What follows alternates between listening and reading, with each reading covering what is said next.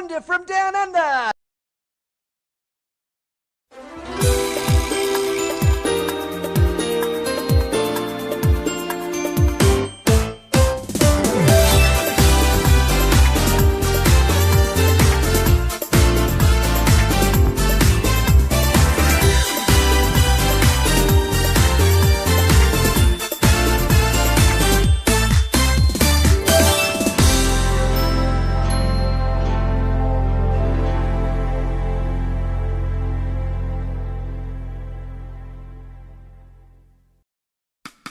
Released as a manga in May of 1996 before being adapted into an anime on the 7th of April 1998. Captor Sakura is the creation of the manga artist group known as Clamp, who in their time have had dozens of works under their belt, such as X, Magic Knight Ray-Earth, Tokyo Babylon, and Chobits. Though the anime adaptation by Madhouse is the main focus of this video, I still feel it's important to note the reasons behind the original conception of the series.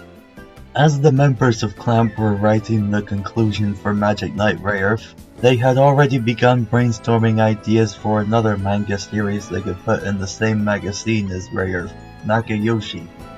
In this new manga's case, they'd wanted to write something much more in line with what was usually found in Nakayoshi, which prompted Clamp's head writer, Nanase Okawa, to conceptualize a Magical Girl series, with a main character who was in the same age group as most of Nakayoshi's readers, which was unorthodox to how Clamp generally designed their characters, which prompted Okawa to conceptualize most of the other characters in a manner comparable to their other series, who were then given physical character designs based on these descriptions by Clamp's artists, Mokona, Tsubaki Nakoi, and Satsuki Igarashi.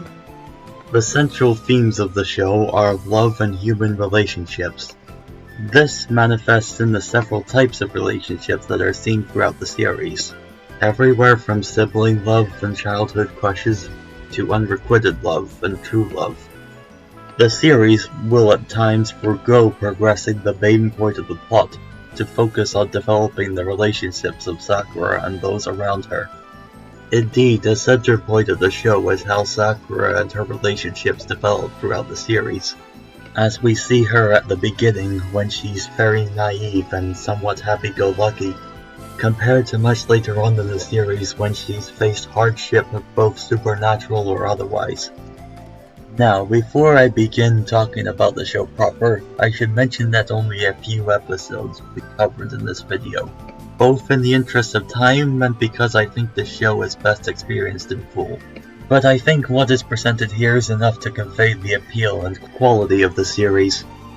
With that said, let's begin.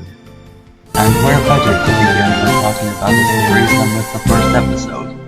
And where is a better place to start talking about a series opening than, well, its opening?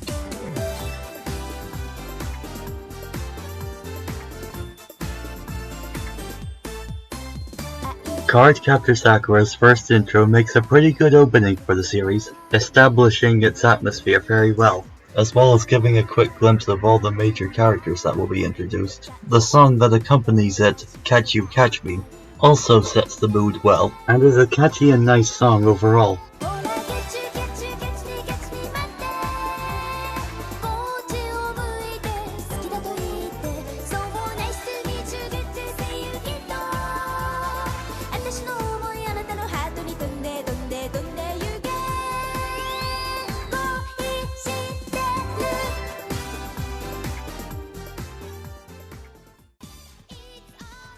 Similar praises can be sung of the show's other two openings.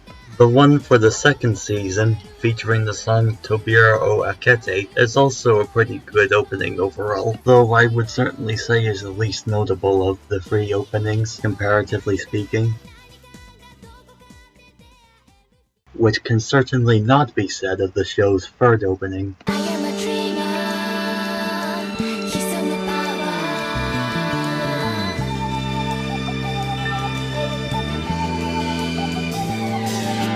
The series' third opening certainly takes a more ethereal approach visually, but of course the real point of attention here is the accompanying song, Platinum. This song was composed by Yoko Kanno, a renowned composer who's done scores for many series, such as Gundam, Ghost in the Shell, and Cowboy Bebop. While I, truth be told, can't claim to be familiar with a lot of her work, I honestly think this song is all the evidence I need of her capability. Truly a timeless classic.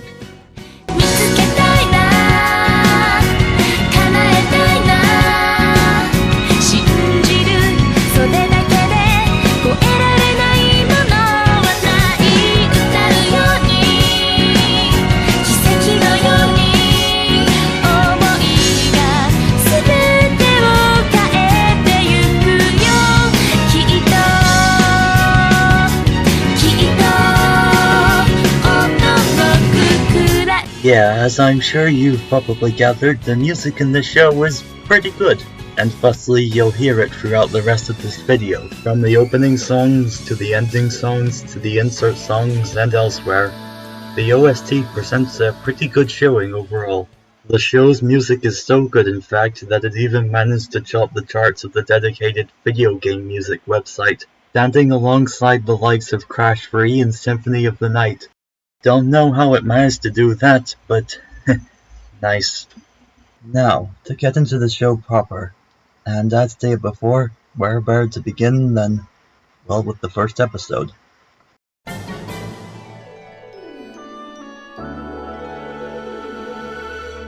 The first episode naturally serves as an introduction to the major elements of the series. It drops a quick hint at the beginning of the supernatural elements to come, but it quickly turns to the act of introducing the characters, with the titular one being first in line.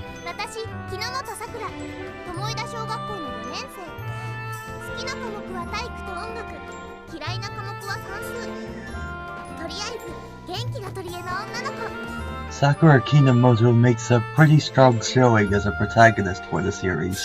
She's charming, charismatic, and somewhat goofy all at once. A fairly rich personality which is tied together by her surrounding cast. Her father, Fujitaka, her older brother, Toya, her school crush, Yukito, and her best friend, Tomoyo, as well as her other classmates who you see pop up from time to time. The episode continues to go about showing a typical day in Sakura's life. That is, until she gets home, and hears something strange coming from the basement. When she goes to investigate, she finds a mysterious book. Upon attempting to read it, a bunch of mysterious cards start flying out of it, as well as another mysterious figure.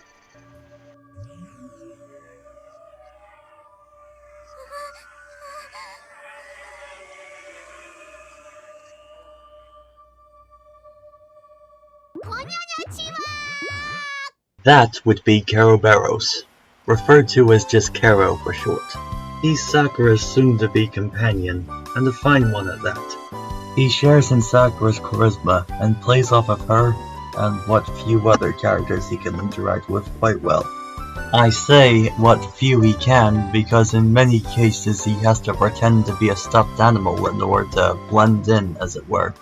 In any case, he gives a rundown to Sakura on the quest she'll have to partake in. In particular, he gives a rundown on the origin of the cards in the book. A once great magician who was known for being a great pioneer in the world of magic.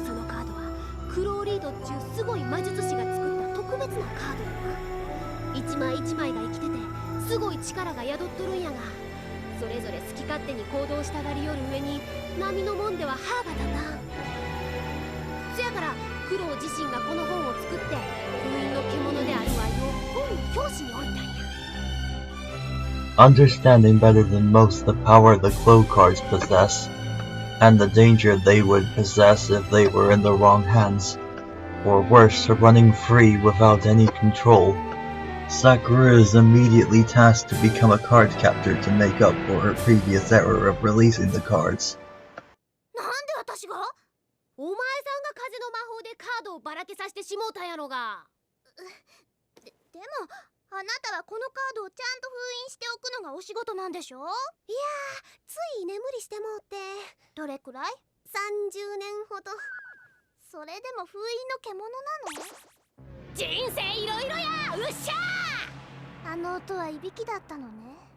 Despite some initial disagreements, Sakura does reluctantly agree to become the card captor.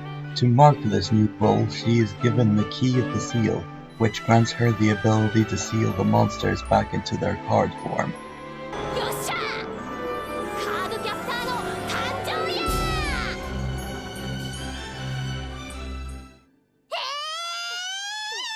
This endeavor proves itself to be well timed too, as a very example of the danger Garo describes makes itself known just outside of Sakura's house, giving her an ample chance to test her skills as a card captor, and giving me a chance to talk about how this show looks. As stated before, this anime adaptation was created by Madhouse, who also worked on the anime adaptations of series like Black Lagoon, the 5th to 7th episodes of Hellsing Ultimate, and the first season of One Punch Man. Now, compared to those more action-oriented series, Cardcaptor Sakura probably feels like an outlier within their library. But if you ask me, it's certainly consistent with their other work in terms of visual quality. Even when showing simple slice-of-life scenarios, the show takes great care to uphold a high level of visual quality, which makes it all the more impressive when an example such as this of visual spectacle appears, showcasing action and animation that wouldn't be too out of place in an anime movie of the time, which is further accentuated by both the series' clean and appealing art style, and its inspired and imaginative designs for the characters and the cards. And this is without counting the attention to detail that the show has. From the next episode onward, there's commonly a scene of Sakura manifesting the key of the seal, basically serving as this show's equivalent of the magical girl transformation sequence. But whereas most of those other shows would reuse the same animation for the scene every time it appears, Cardcaptor Sakura goes the extra mile by reanimating the scene each and every time, to account for all the different costumes which she goes card capturing in. One of many personal touches made by Clamp for the series, out of dissatisfaction of the amount of magical girl shows which always have the heroine fight in the same outfit. The outfits Sakura appears in range everywhere from typical school and housewear, all the way to more extravagant costume designs, many of which are themed around her current situation, and all of which are gracefully provided to her by Tomoyo for her own amusement and research.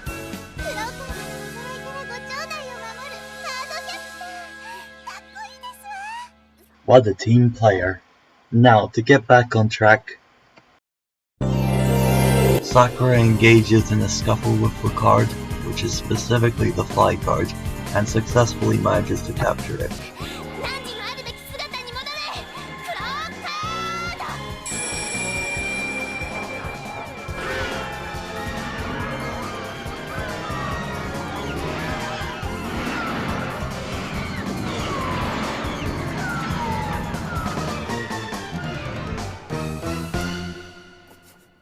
And as an act of celebration, Carol suggests using it herself to fly.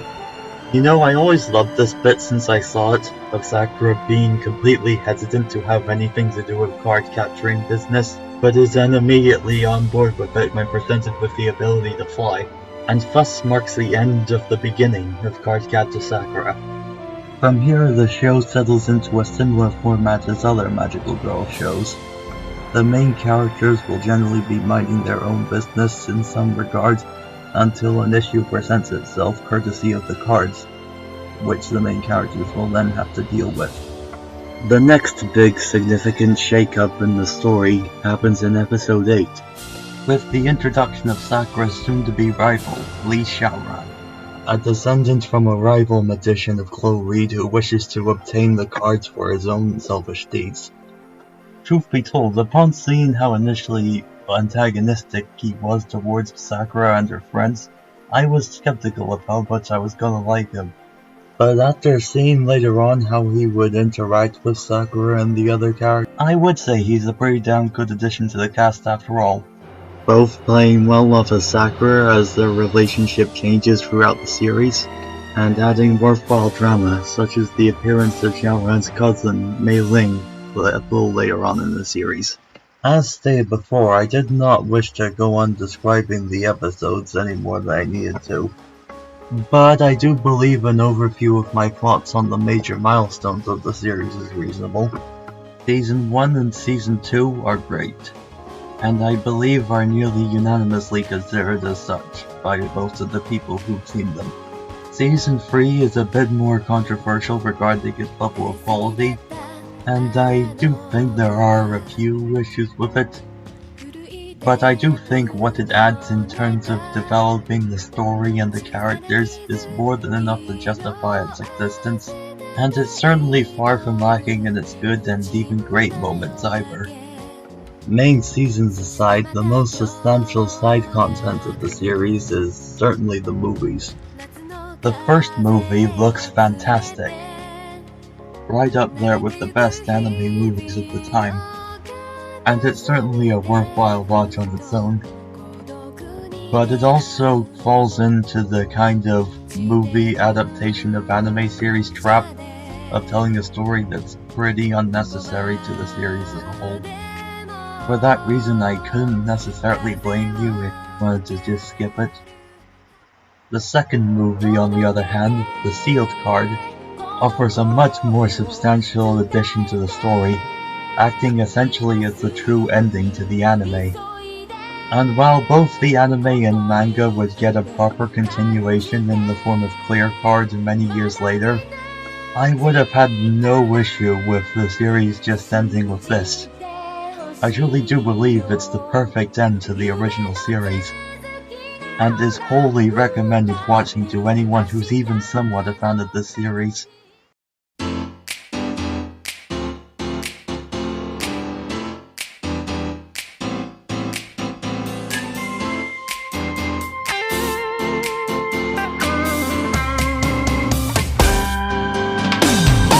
As a whole, Captor Sakura is a series I consider special. An interesting, visually and aesthetically appealing work that stands the test of time. One that certainly wouldn't appeal to everyone, for sure, but it's a nice, relaxing and cute show, with elements of deeper themes and plot strewn throughout. And you know, that is certainly fine by me.